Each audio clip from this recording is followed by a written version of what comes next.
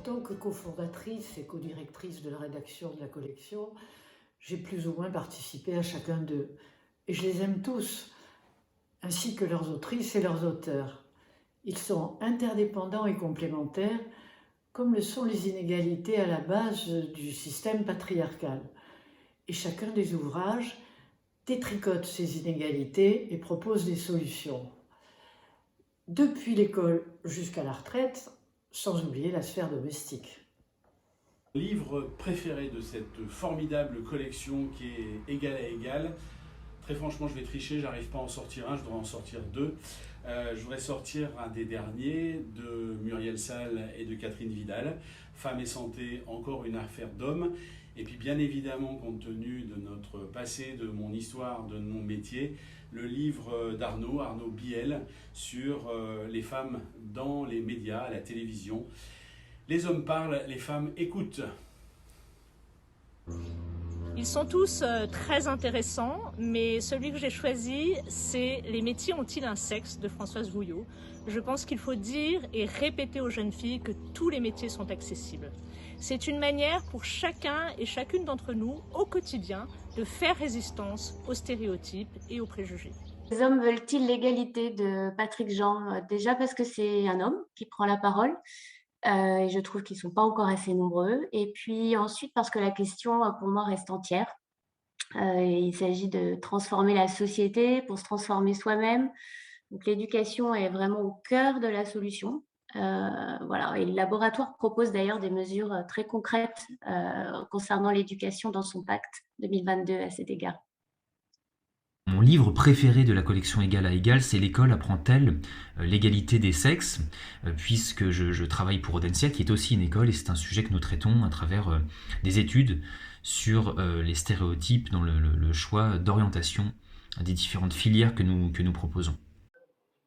Nos cerveaux, tous pareils, tous différents de Catherine Vidal, parce que pour moi c'est une des clés pour déconstruire les stéréotypes et comprendre que hommes et femmes, nous avons tous et toutes les mêmes capacités cérébrales.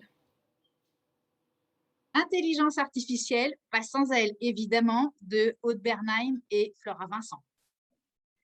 Un livre que j'utilise beaucoup dans mes interventions, c'est Les femmes peuvent-elles être de grands hommes de Christine Détray.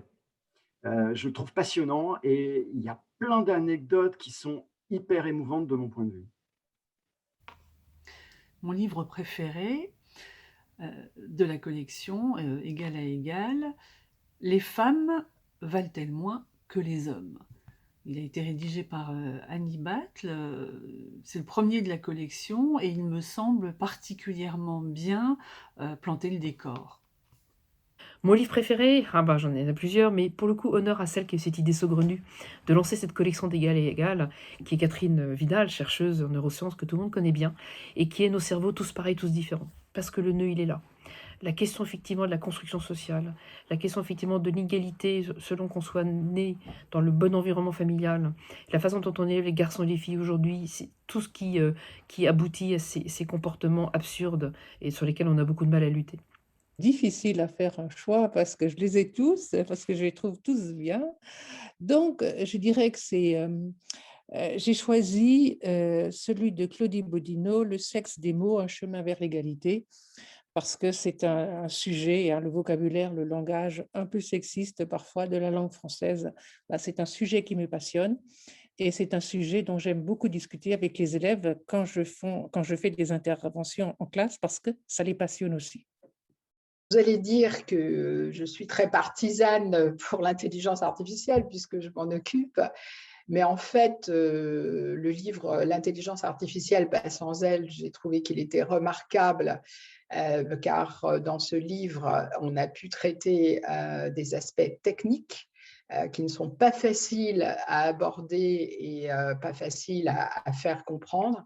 Mais en tout cas, je pense que les 17 livres qui ont été publiés dans la collection Égal à Égal sont tout à fait remarquables car ils sont très pratiques et très accessibles et très simples à comprendre. Donc, bravo pour cette collection.